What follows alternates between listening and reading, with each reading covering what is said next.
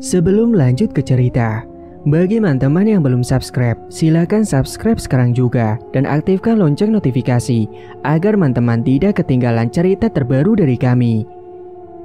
Dan tidak usah lama-lama, langsung saja kita masuk ke ceritanya. Selamat mendengarkan. Cahaya sinar terik matahari menyinari, membuat tubuh terasa sangat panas. Pak Bihin memilih istirahat berteduh terlebih dahulu di bawah pohon besar untuk melindungi dari sinar terik matahari yang menyengat.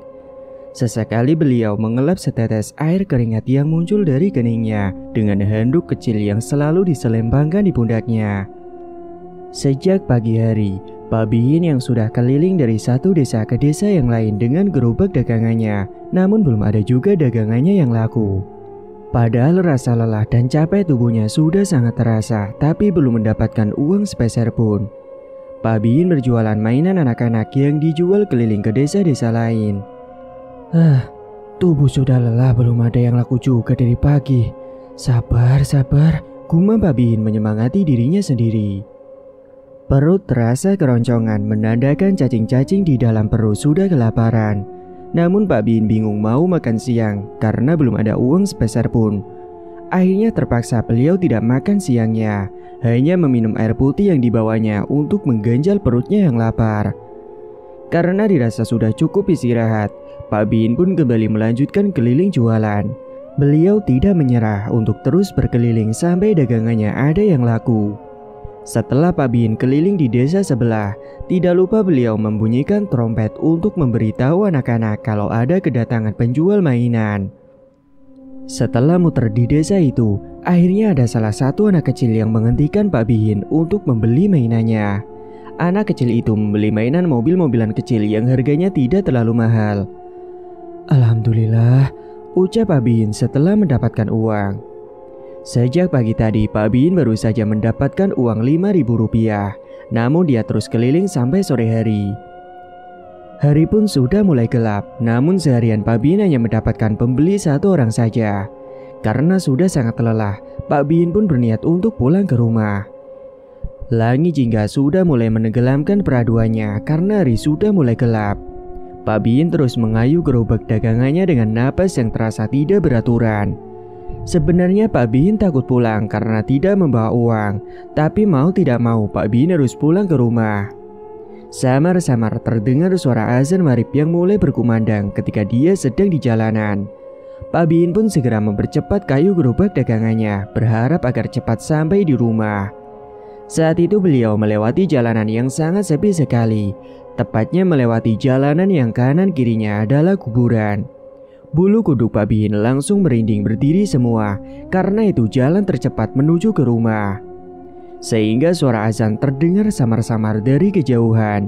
Dalam hati, Pak Bihin terus berdoa ketika melewati jalan tersebut.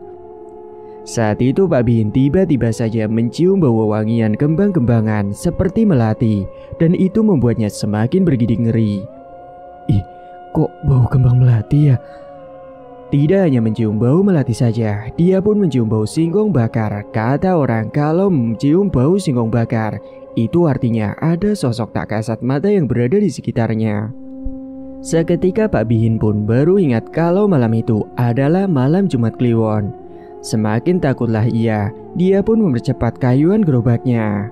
Akan tetapi, entah kenapa kayu hanya itu yang sudah menggunakan sekuat tenaganya namun terasa sangat berat dan tidak sampai-sampai. Keringnya dingin mulai membasahi tubuhnya, jantung pun terasa sangat berdegup dengan kencang. Pak Bihin merasakan kalau di belakangnya ada yang bonceng. Karena penasaran, beliau pun mencoba untuk menoleh ke belakang.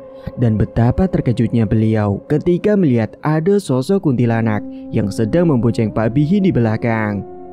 Seketika tubuh Pak Bihin terasa sangat kaku, tapi beliau tetap berusaha mengayuh gerobak berharap cepat sampai di rumah. Di dalam hatinya dia terus merapalkan doa-doa. Dan beberapa saat kemudian Pak Bihin pun akhirnya sampai juga di desanya. Dia pun segera mempercepat kayuhannya karena sudah tidak merasakan berat seperti sebelumnya. Ternyata sosok itu sudah tidak ada di belakangnya. Sesaat kemudian, beliau pun sampai juga di rumahnya. Hingga sesampainya di rumah, Pak Bihin langsung ke belakang untuk mengambil air putih karena merasa sangat haus sekali. Segera Pak Bihin pun menegak segelas air putih itu dalam sedetik. "Kenapa Pak, kok ngos-ngosan seperti itu?" tanya Bu Sri. Nggak apa-apa kok Bu, Bapak capek aja tadi ngayuh gerobaknya terlalu semangat." "Oh, kalau gitu mana uangnya Pak?" ucap Bu Sri sambil menodong uang kepada Pak Bihin. "Bapak juga baru pulang Bu, udah ditodong uang aja. Bu, maaf ya." "Gini nih, tiap hari selalu maaf-maaf, pasti ujung-ujungnya gak dapet uang. Padahal sudah jualan seharian tapi masih tetap gak dapet uang," ucap Bu Sri kesal. "Mau gimana lagi Bu, belum rezekinya." "Alah karep mula Pak." Lalu Pak Bihin pun mengambil uang yang ada di tas selempang yang dibawa untuk jualan. Uangnya itu ada di dalam tas yang hanya berjumlah 5 ribuan saja dan diberikan kepada Bu Sri. "Ini Bu uangnya." "Apa-apaan sih Pak? Sehari cuma 5 ribu saja." "Iya Bu, sabar." "Sabar? Bapak bilang sabar. Pulang keliling seharian cuma dapat 5 ribu saja. Ibu suruh sabar. Pak, biaya kebutuhan sehari-hari saja nggak cukup. Belum lagi uang untuk saku anak-anak," ucap Bu Sri kesal. "Udah Bu, marip. Gak usah ribut. Bapak mau mandi dulu lah." Setelahnya Pak Bihin pun bergegas ke belakang rumah untuk segera mandi.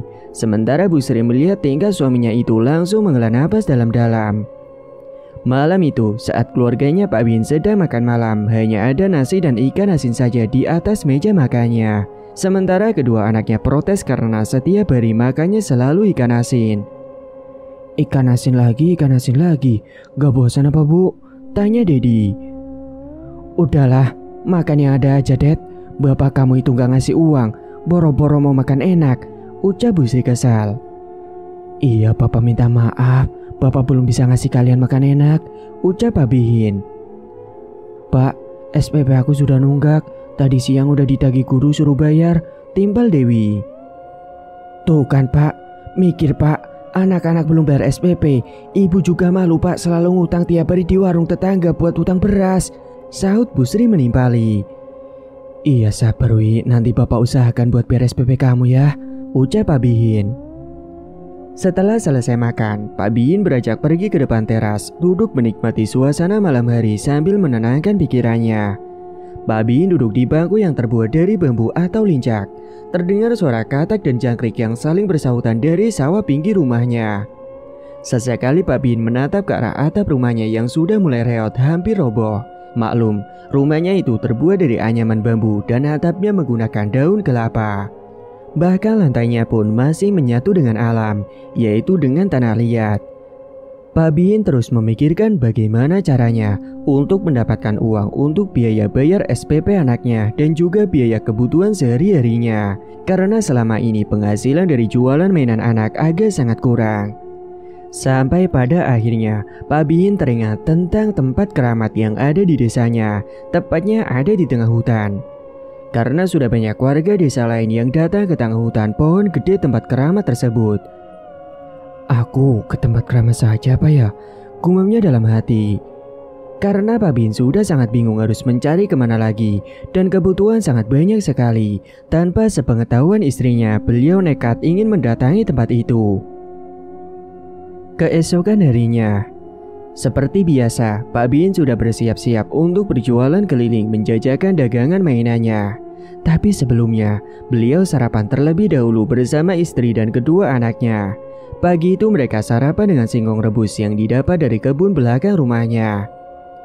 "Pak, jangan lupa aku harus bayar SPP ya," ucap Dewi. "Iya Wi." "Awas saja ya Pak, kalau hari ini dapat uangnya gak banyak," ucap Bu Sri. Pak Bihin pun menghela napas dalam-dalam karena masih pagi sudah dicecar oleh istri dan anaknya.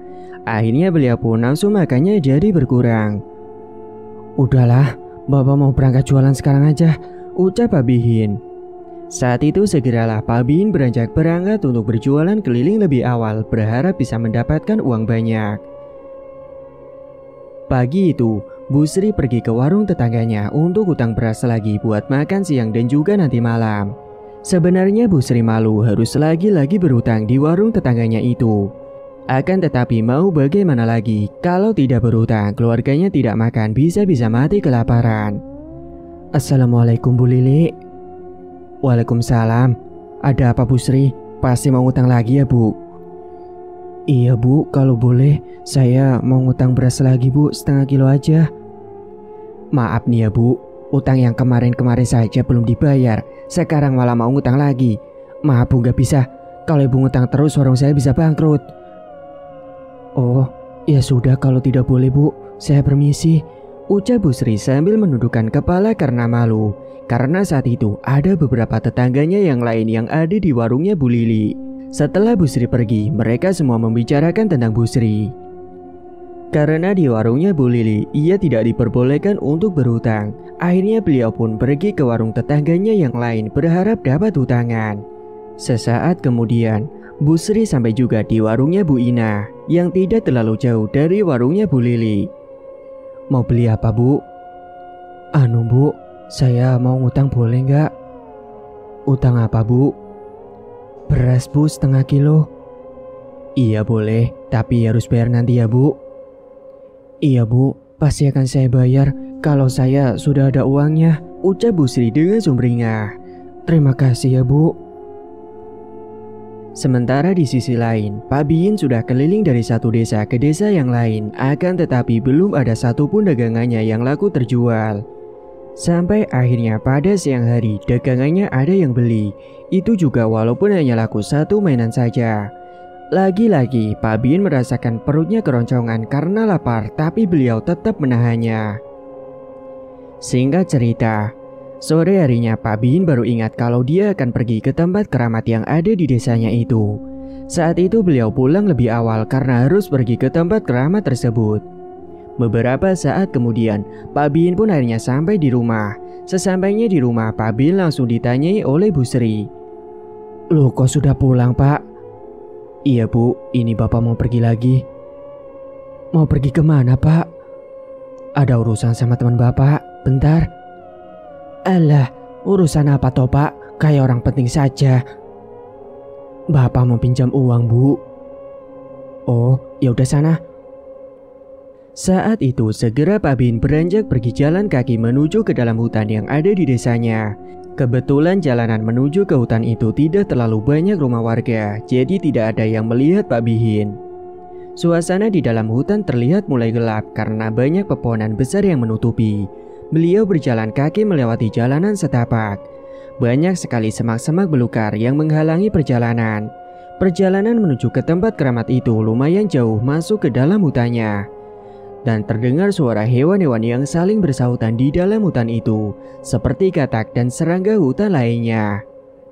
Sinar matahari terlihat mulai redup karena hari sudah mulai petang. Sesaat kemudian Pak Biin pun akhirnya sampai juga pada sebuah rumah yang ada di dalam tengah hutan itu. Rumah itu diyakini warga setempat milik dukun yang nantinya mengarahkan kepada orang-orang yang akan melakukan pesugihan dengan ritual di pohon gede yang ada di dalam hutan. Namanya Ki Gondo. Beliau tinggal di rumah gubuk yang terbuat dari anyaman bambu. Dia sendirian di dalam hutan itu. Sesampainya di rumahnya Ki Gondo, Pak Biin langsung menyambangi rumahnya. Permisi Ki. Masuk, ucap Ki Gondo yang kebetulan rumahnya tidak ditutup pintunya. Saat itu Pak Biin pun masuk ke dalam rumah Ki Gondo untuk menemuinya. Ada apa kamu datang ke sini? Gini Mbah, saya sudah bosan hidup miskin Mbah. Saya pengen hidup sejahtera dan banyak uang Mbah. Ki Gondo mendengar dengan seksama ucapan dari Pak Biin sembari menghisap pelintingan tembakau. Kamu sudah yakin? Yakin Mbah, saya benar-benar sudah bosan hidup miskin. Namun ada syarat dan ritual yang harus kamu lakukan nantinya. Apa syaratnya Mbah? Syaratnya, kamu harus mencari kucing oranye terlebih dahulu untuk nantinya sebagai syarat ritual. Kucing oranye Mbah? Tanya Biin bingung. Iya, kucing oranye. Pulanglah dan datanglah ke sini lagi ketika sudah mendapatkan kucingnya. Baik Mbah. Saat itu pun Pak Biin akhirnya beranjak untuk pulang. Suasana sangat gelap karena sudah habis maghrib. Jalanan yang dilewati Pak Bin gelap tanpa ada penerangan sama sekali, hanya ada penerangan dari sinar cahaya rembulan malam itu. Suasananya semakin mencekam, apalagi embusan angin kencang membawa hawa malam itu semakin dingin merasuk ke dalam tulang tubuh. Pak Bin merasakan merinding karena kedinginan tidak membawa jaket sama sekali, hanya mengenakan kaos tipis yang menempel di tubuhnya. Beberapa saat kemudian, Pak Bin pun akhirnya sampai di jalanan desa. Beliau pun bergegas ke rumah. Dan sesampainya di rumah, Pak Bin langsung ditanyai oleh Bu Sri. "Gimana Pak, udah dapat uang pinjamannya belum?" "Belum Bu." Padahal Pak Bin hanya bohong kalau beliau tidak pergi ke rumah temannya untuk meminjam uang. "Bapak tuh gimana sih Pak? Ibu malu lupa sama ibu warung. Tadi aja ibu gak boleh ngutang lagi di warungnya." "Terus ibu ngutang di mana?" "Ya ibu ngutang di warungnya Bu Ina lah Pak." "Sabar Bu, tenang aja. Nanti Bapak pasti akan melunasi semua hutang itu kok." Gak usah banyak ngomong deh Pak kalau buktinya gak ada." Singkat cerita, keesokan harinya Pak Bin seperti biasanya berangkat berjualan mainan anak keliling dari satu desa ke desa yang lain. Dan tepat siangnya ketika Pak Bin melewati jalanan yang kanan kirinya kebun, beliau melihat ada seekor kucing oranye yang melintas. Sontak saat itu Pak Bin langsung turun dari gerobaknya dan mengejar kucing itu yang lari ke dalam kebun. Untungnya suasana sekitar saat itu sangatlah sepi, jadi Pak Bin pun dapat menangkap kucing oranye itu, meskipun kesusahan karena larinya kencang sekali. Sampai akhirnya seekor kucing oranye itu tertangkap juga oleh Pak Bin. Segeralah kucing itu dimasukkan ke dalam gerobak mainannya dan langsung dibawa pulang saat itu juga. Sesampainya di rumah, Bu Sri bertanya-tanya karena masih siang kenapa suaminya sudah pulang tidak seperti biasanya. "Loh Pak, kok sudah pulang?" "Iya Bu, ini Bapak ada urusan mau pergi dulu." Saat itu Bu Sri berada di dalam rumah. Pak Bin beranjak keluar untuk mengambil kucing yang ada di dalam gerobaknya tanpa sepengetahuan istrinya dan segera pergi menuju ke tempat gubuk di tengah hutan. Namun Bu Sri yang ada di dalam mendengar ada suara kucing yang mengeong berkali-kali sebelum Pak Bin pergi. Dia pun keluar rumah. "Perasaan tadi ada suara kucing, kok sekarang gak ada ya? Ah, perasaan aku aja kali," gumam Bu Sri. Sementara di sisi lain, Pak Bin segera pergi ke dalam tengah hutan membawa kucing oranye yang diletakkan di dalam plastik tebal. Saat beliau membawa kucing itu, terdengar suara terus mengeong membuat Pak Bin wanti-wanti ketika melewati jalan dekat rumah-rumah warga karena takut ada yang mendengar. Beberapa saat kemudian, Pak Bin pun akhirnya sampai juga di rumahnya Ki Gondo. Siang itu Ki Gondo terlihat sedang duduk di depan teras sambil mengisap tembakau yang dilintingnya. "Gimana? Sudah dapat kucing oranye?" "Sudah Mbah, ini." "Bagus. Kalau gitu sekarang kita akan menyembelih kucing itu untuk nanti malam melakukan ritual." "Sembelih Mbah?" tanya Pak Bin sembari bergidik ngeri karena yang dia tahu kalau kucing tidak boleh untuk disembelih. Seketika beliau baru ingat kalau yang akan dilakukannya itu juga sangat dosa, yakni melakukan pesugihan. Akan tetapi, Pak Bin menuruti saja apa yang dikatakan oleh Ki Gondo karena beliau benar-benar ingin mendapatkan uang yang banyak dan bosan hidup miskin. Malam hari pun tiba, akan dilakukannya penyembelihan kucing oranye di dalam rumahnya Ki Gondo, tepatnya di dalam ruangan ritual. Ki Gondo masuk ke dalam rumahnya terlebih dahulu untuk mengambilkan golok buat menyembelih kucing itu. Sesaat kemudian, penyembelihan pun akan dilakukan. Pak Bin memegangi kucing bagian belakang, sementara Ki Gondo memegangi kepala kucing dan perlahan mulai menyembelihnya sembari merapalkan mantranya. "Ing tawang awang awang, kucing yang pripatku, ngampar suarane mendak teko mendak kulo kadep teko wedi teko asi musuhku." Hembusan angin kencang datang bersamaan ke dalam ruangan ritual saat Ki Gondo merapalkan mantranya itu, membuat Pak Bin merinding bulu kuduknya. Sebuah golok mulai menancap di leher kucing oranye itu. Darah pun mulai mengucur ke baskom yang sudah disediakan di bawahnya.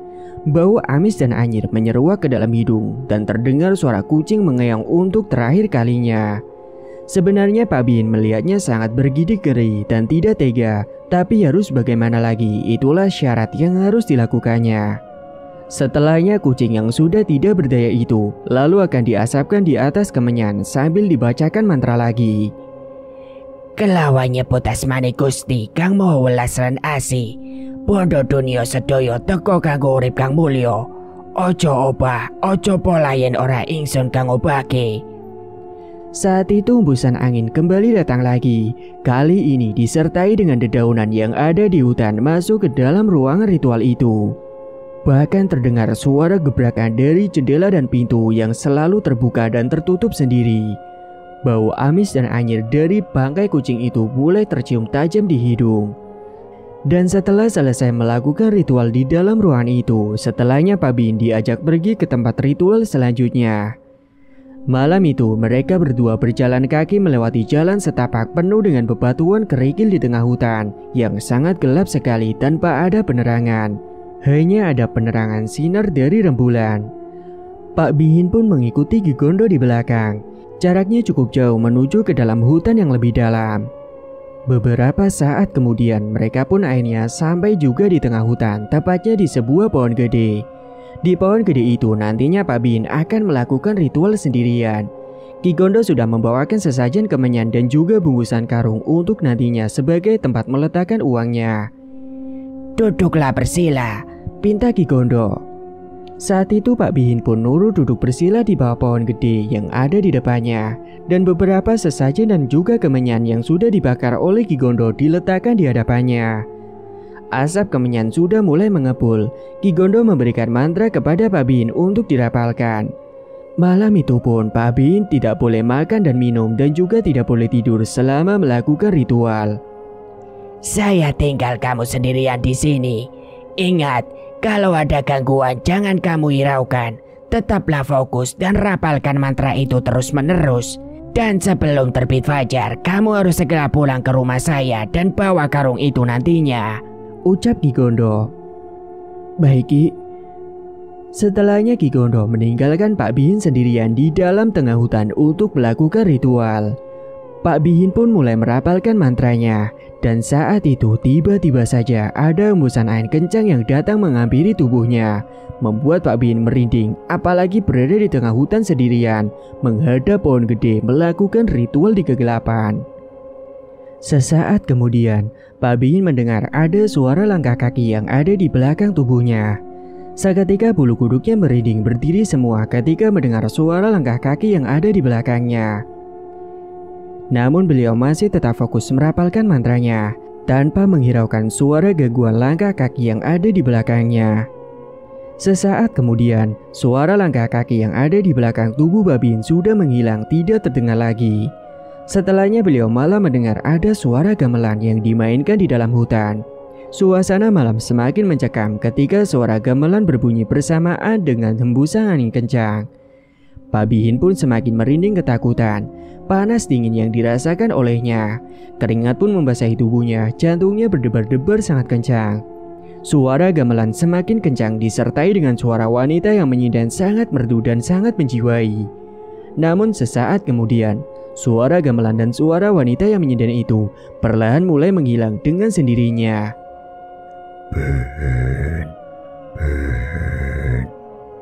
Terdengar suara besar dan menggelegar memanggil namanya Pak Bihin. Seketika beliau pun refleks membuka kedua matanya. Akan tetapi setelah beliau tersadar ingat tentang ucapan Ki Gondo untuk tidak menghiraukan gangguan dalam bentuk apapun, hampir saja Pak Bihin akan menoleh ke belakang, mendengar ada yang memanggil namanya. Akan tetapi untungnya tidak jadi. Beliau melanjutkan kembali fokus merapalkan mantranya. Singkat cerita, muncullah sosok buto bertubuh tinggi besar dengan kepalanya dua yang bergandeng. Sosoknya sangat menyeramkan, baunya juga sangat busuk sekali seperti bau bangkai tikus. Sosok itu muncul dan tertawa menggelegar.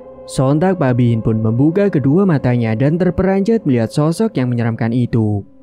Pak Bihin terbelalak melihat sosok buto dengan kepala gandeng yang bertanduk. Sosok itu pun kemudian menyuruh Pak Bihin untuk segera pulang dan membawa karung yang semalam diletakkan di bawah pohon gede itu.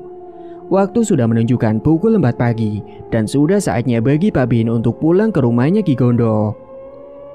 Bawalah karung itu pulang. Di dalamnya sudah ada beberapa uang, ucap sosok itu. Baik, jawab Pak Bin terbata-bata. Saat itu segera beliau langsung membawa karungnya yang tadinya kosong sekarang telah berisi banyak uang.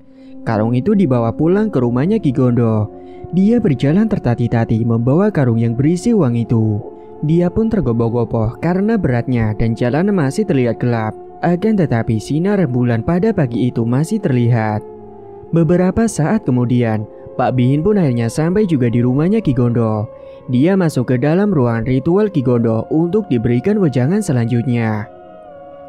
Bawalah uang ini pulang. Setelahnya uang itu kamu sebarkan di jalanan pada saat waktu tepat maghrib. Baik Ki, lalu gimana lagi? Nanti kamu harus datang ke sini dan melakukan ritual di bawah pohon gede setiap malam Jumat. Iya Ki, siap. Saat itu juga setelahnya Pak Bin bergegas pulang ke rumah sebelum subuh karena takut ada orang yang melihatnya. Dia membawa karung yang berisi uang itu. Perjalanan menuju ke rumahnya meskipun masih satu daerah tapi jaraknya cukup jauh. Dia berjalan terpirit-pirit ingin segera cepat sampai di rumah karena takut ada yang lihat.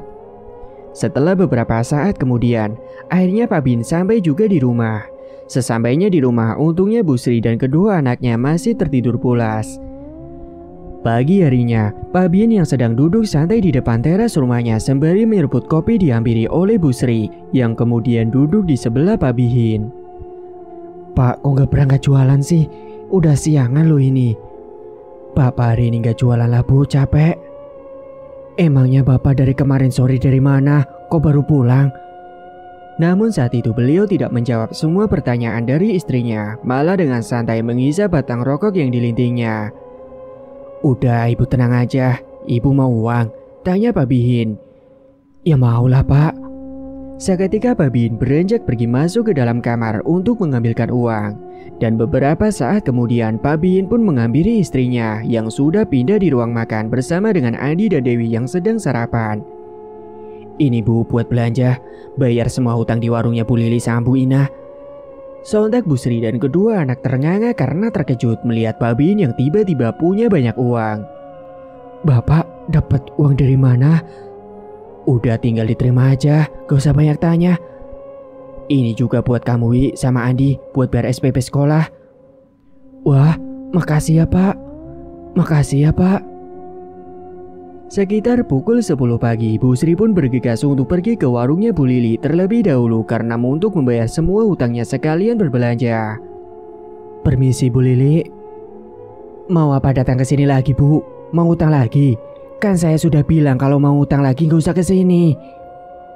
Tenang Bu, saya datang ke sini mau lunasin semua hutang saya. Dihitung Bu, berapa hutang saya? Alah, emangnya dapat uang dari mana kamu Bu? Udah gak usah banyak nanya. Dihitung aja mau dibayar atau enggak utangnya. Setelahnya Bu Sri pun sudah melunasi dan sudah belanja sekalian di warungnya Bu Lili. Selanjutnya beliau pergi ke warungnya Bu Ina untuk bayar hutangnya juga di sana. Singkat cerita, malam hari pun tiba. Saat waktu maghrib suara azan mulai berkumandang. Bukannya pergi ke musola atau ke masjid untuk melaksanakan ibadah, Pak Bin malah sibuk untuk menyebarkan uang di jalanan. Namun sebelumnya Pak Bin berpamitan kepada istrinya mau pergi ke musola karena pakaiannya pun menggunakan sarung koko dan juga kopiah. Namun itu hanya alibi. Saat itu beliau mengendarai sepeda ontelnya keliling desa sembari melihat sekeliling sebelum menyebar uang itu karena takut ada yang melihat. Setelah dirasa aman, Pak Bin pun langsung menyebar uang itu di jalan dan uang yang disebarnya itu merupakan uang 100 ribuan yang nantinya akan otomatis orang yang melihat itu pasti akan tertarik untuk mengambil uang itu secara cuma-cuma. Beberapa saat kemudian setelah jamaah musola sudah selesai melaksanakan ibadah, semuanya bergegas untuk pulang ke rumah. Berbeda dengan Pak Rudi yang pulang terakhir, jadi beliau jalan sendirian dari musola. Dan saat sedang berjalan, Pak Rudi melihat jalan dan matanya tertuju pada uang yang ada di pinggir jalan. Wih, uang siapa tuh? Gumamnya. Rezeki ini nemu uang, lumayan deh. Seketika Pak Rudi melihat ke arah sekeliling berharap tidak ada yang melihatnya. Dan setelah dirasa aman, uang itu pun langsung dibawa Pak Rudi. Sekitar pukul 10 malam, Pak Rudi yang sudah tidur pula seketika terbangun karena ingin buang air kecil. Beliau pun berjalan menuju ke kamar mandi. Akan tetapi, beliau merasakan hawa dingin yang merasuk ke dalam tubuhnya membuat bulu kuduknya berdiri. Tapi Pak Rudi tidak terlalu menghiraukan hal itu. Saat sedang berada di dalam kamar mandi, Pak Rudi dikejutkan dengan ketukan pintu dari kamar mandi. Iya bentar. Karena pikir Pak Rudi itu adalah istri atau anaknya yang juga mau buang air. Segeralah beliau mempercepat buang air kecilnya.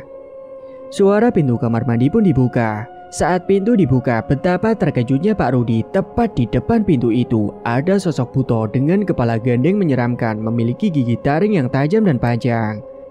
Sontak Pak Rudi terbelalak kedua matanya, tubuhnya juga kaku dan mulutnya ingin teriak, namun sangat berat sekali seperti terkunci. Terciumlah bau busuk yang menyeruak masuk ke dalam hidungnya. Baunya seperti bangkai tikus dan juga bau anyir. Kamu akan mati, ucap sosok yang bernama Gendring itu. Saat itu juga Pak Rudi akhirnya ambruk pingsan karena tak kuat melihat sosok buto itu. Keesokan harinya, istrinya yang sudah bangun akan buang air kecil terkejut melihat Pak Rudi masih pingsan di ambang pintu kamar mandi. Ya Allah Bapak. Saat itu Bu Rudi langsung meminta bantuan tetangganya untuk menggotong Pak Rudi ke dalam kamar karena anaknya masih kecil, tidak mungkin untuk mengangkat Pak Rudi. Pak Rudi masih belum sadar juga. Akan tetapi Bu Rudi terus mengolesi minyak angin kayu putih pada hidungnya Pak Rudi supaya cepat bangun. Pak, bangun Pak. Beberapa saat kemudian Pak Rudi pun akhirnya sadar juga, namun terlihat masih linglung dan juga kebingungan. Segeralah istrinya memberikan teh hangat kepada Pak Rudi. Pak, Bapak kenapa kok bisa pingsan di dalam kamar mandi? Tanya istrinya. Namun Pak Rudi hanya terdiam, setelahnya dia berteriak seperti ketakutan. Jangan, tidak. Pak, Bapak kenapa Pak? Ucap Bu Rudi. Pak tenang Pak.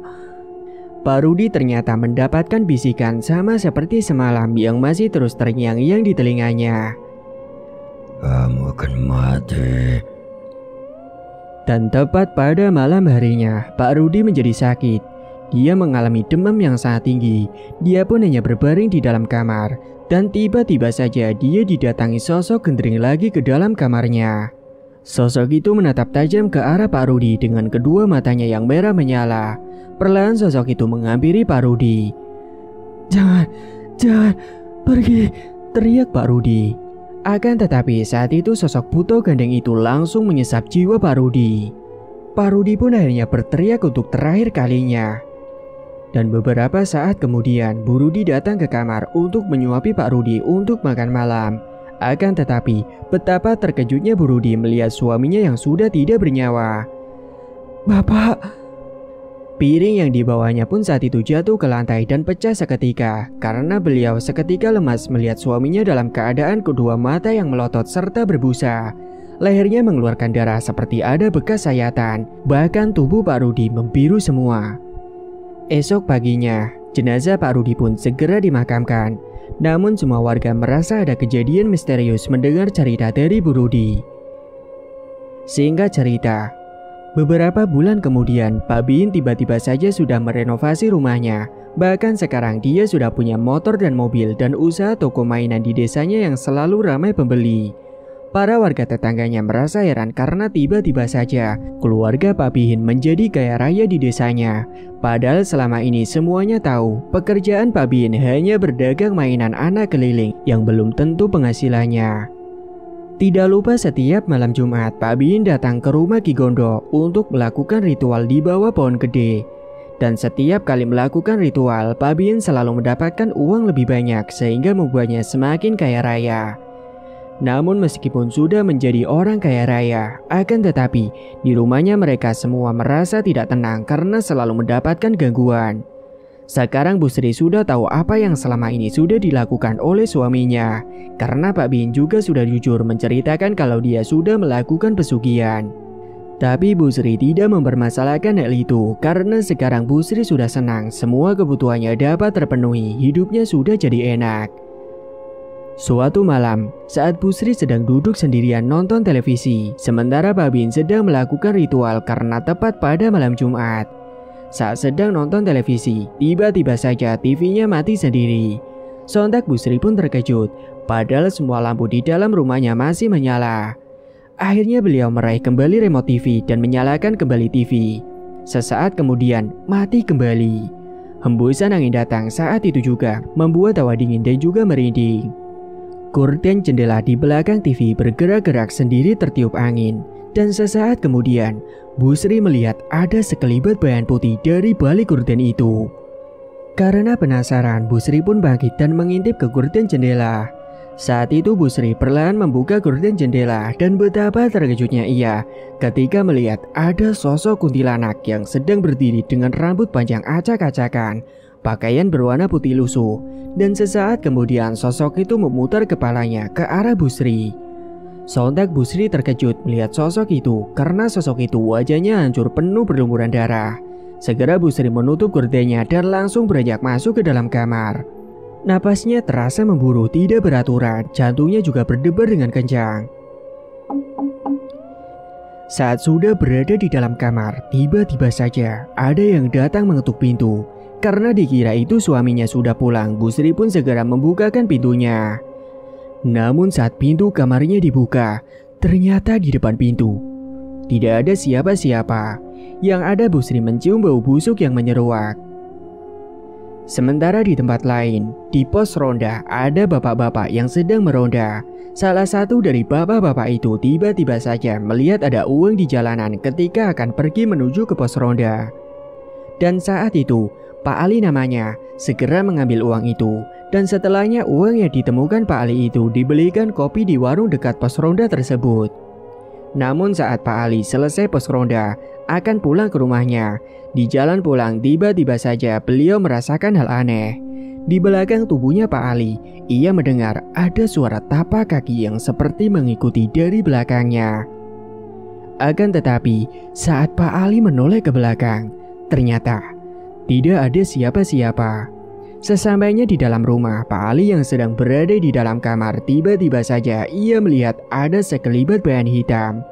Sesaat kemudian, bayangan hitam yang ada di dalam pojok kamarnya itu berubah menjadi sosok buto berkepala gandeng.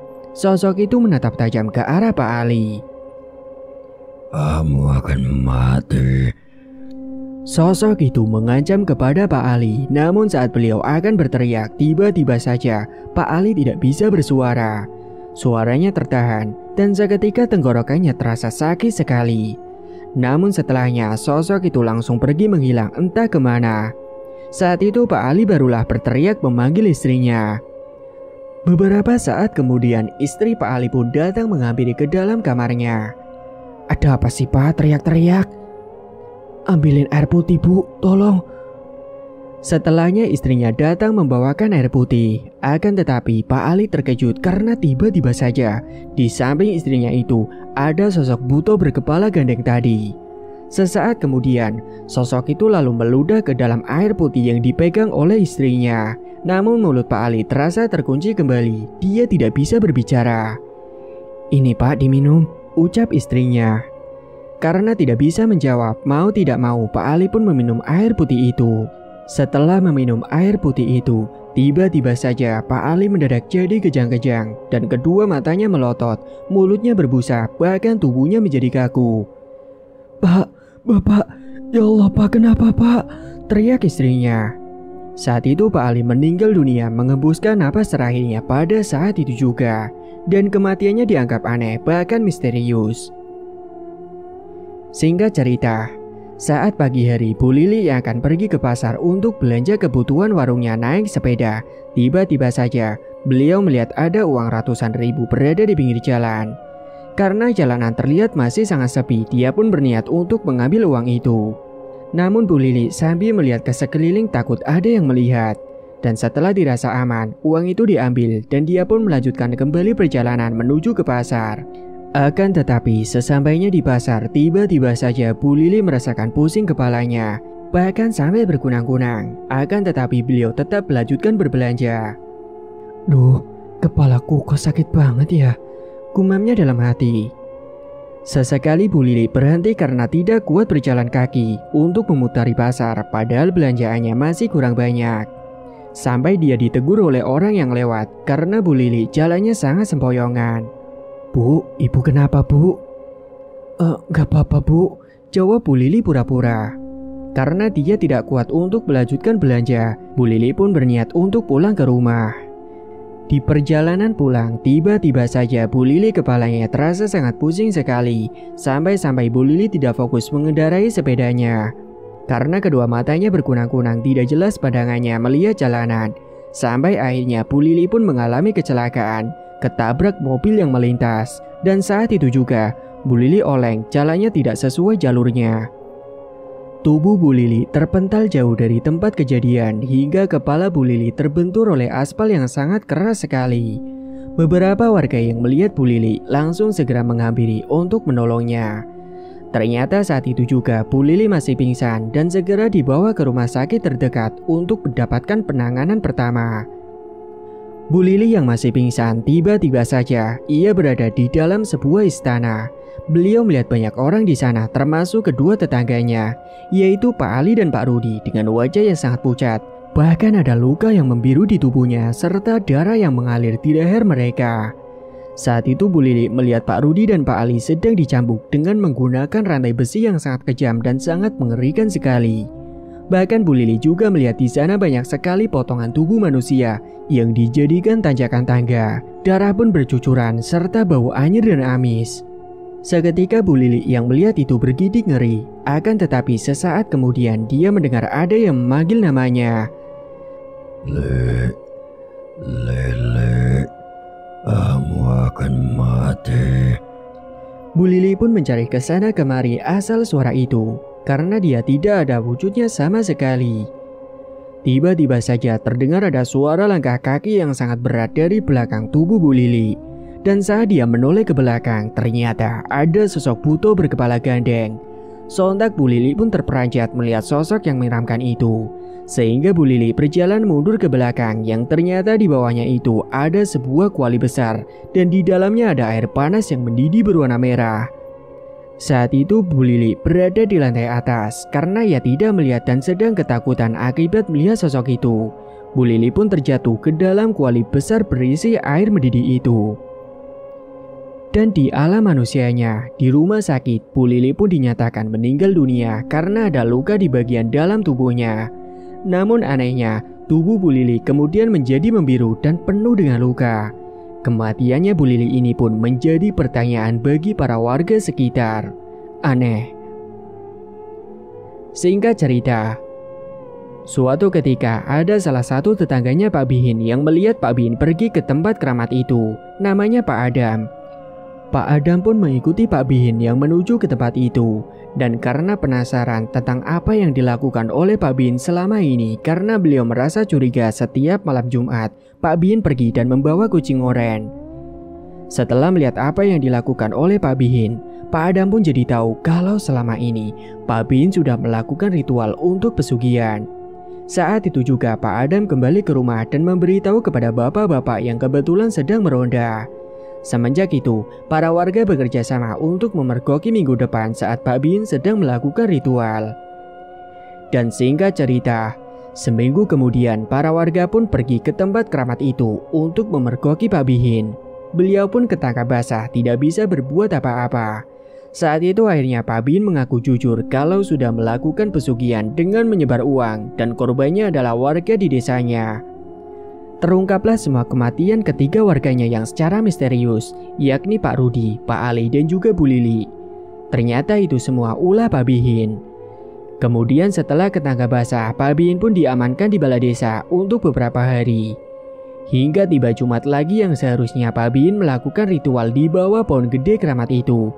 Namun karena dia diamankan, Pak Bihin pun tidak bisa melakukan ritual, yang artinya ia melanggar perjanjian.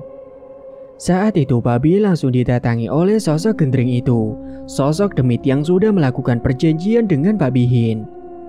Karena kamu sudah melanggar perjanjian, kamu harus tanggung sendiri akibatnya. Kamu harus mati. Tidak, aku tidak mau mati. Namun sosok itu hanya tertawa terbahak mendengar ucapan dari Pak Bihin yang merasa ketakutan. Saat itu juga sosok gendering langsung mencekik leher Pak Bihin kuat-kuat sampai lidahnya menjulur ke depan. Kedua matanya melotot dan akhirnya saat itu juga Pak Bihin dinyatakan meninggal dunia. Dan dengan keadaan yang sangat mengenaskan, lidahnya menjulur, kedua matanya melotot dan lehernya membiru seperti ada bekas selilitan di lehernya. Bu Sri yang mengetahui itu langsung menangis histeris.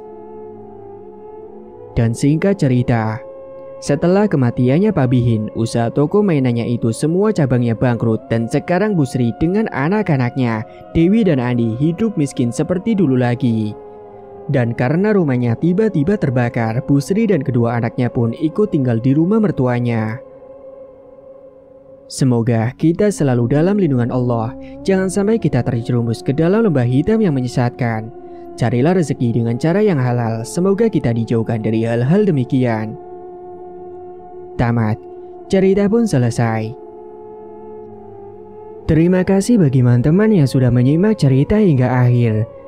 Dan bagi yang belum bergabung, silakan tekan tombol subscribe sekarang juga dan aktifkan lonceng notifikasi agar tidak ketinggalan info updatean terbaru dari kami.